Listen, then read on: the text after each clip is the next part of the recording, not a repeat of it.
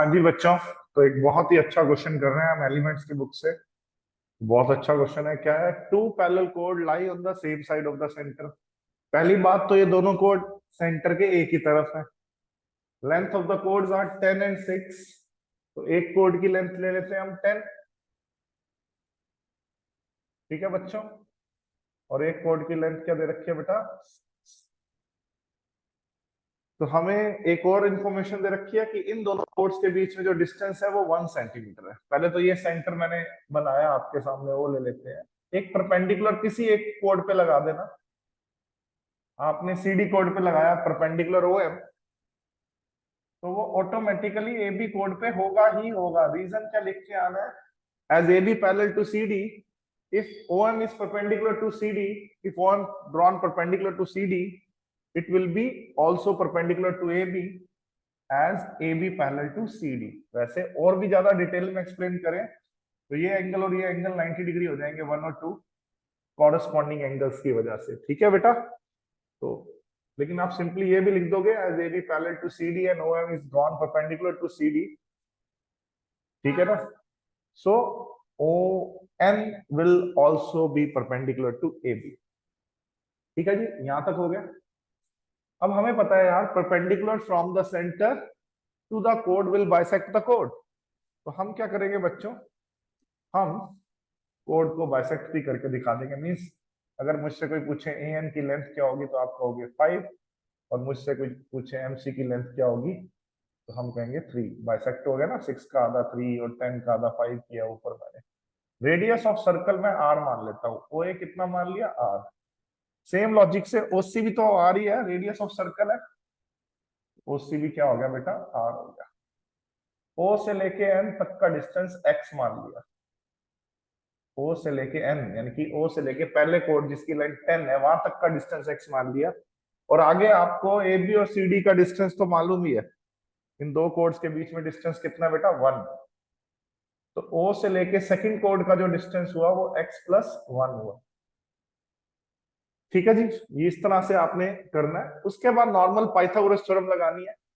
एक तो ट्रायंगल आपको नजर आ रही है ओ एन एम। मैं एन पॉइंट दोबारा दिखा देता हूं, ये रहा राइट ट्रायंगल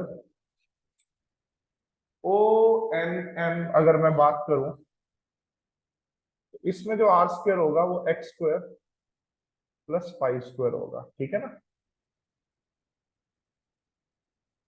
और इसको फर्स्ट मान लीजिए। सेकेंड इक्वेशन में right triangle O M C, इसमें जो आर स्क्वायर होगा मीन्स ओ सी स्क्वायर, वो हमारा 3 स्क्वायर प्लस एक्स प्लस 1 का होल स्क्वायर। ठीक है? अब 1 और 2 ये सेकंड मान लो। 1 और 2 दोनों ही आर स्क्वायर के इक्वल है। फ्रॉम 1 एंड 2 मैं कह सकता हूं, फ्रॉम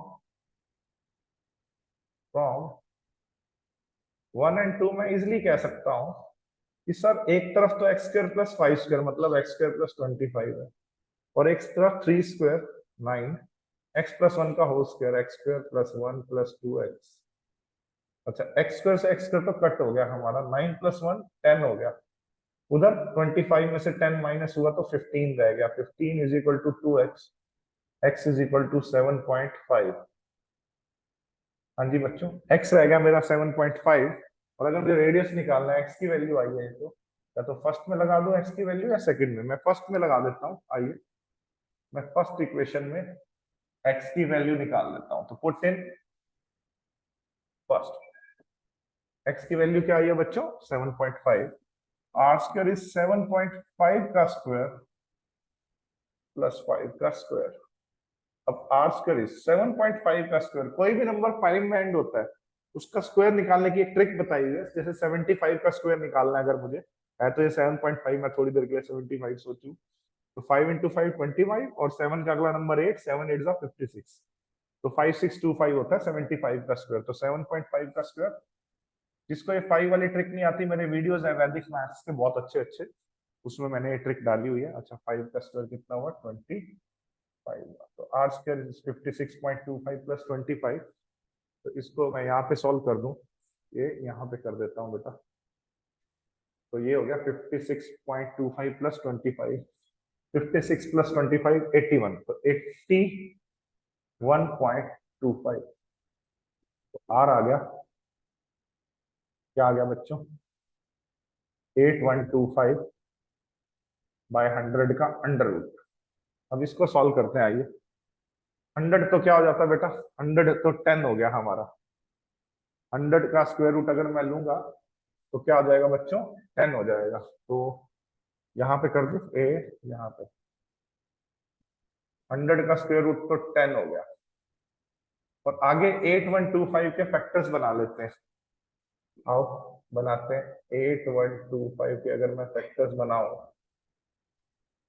तो वैसे तो अगर मैं ध्यान से देखूं तो 5, 5 गुना में 16 80 होता है। एक आया, दो, 5 दूनी 10, एक बार 1625 आया, फिर 5 तिये 15, एक बार 325 आया, और 5 × 13, तो 4 तो 5 बार आ जाएगा इसके फैक्टर में। समझ गए मेरी बात?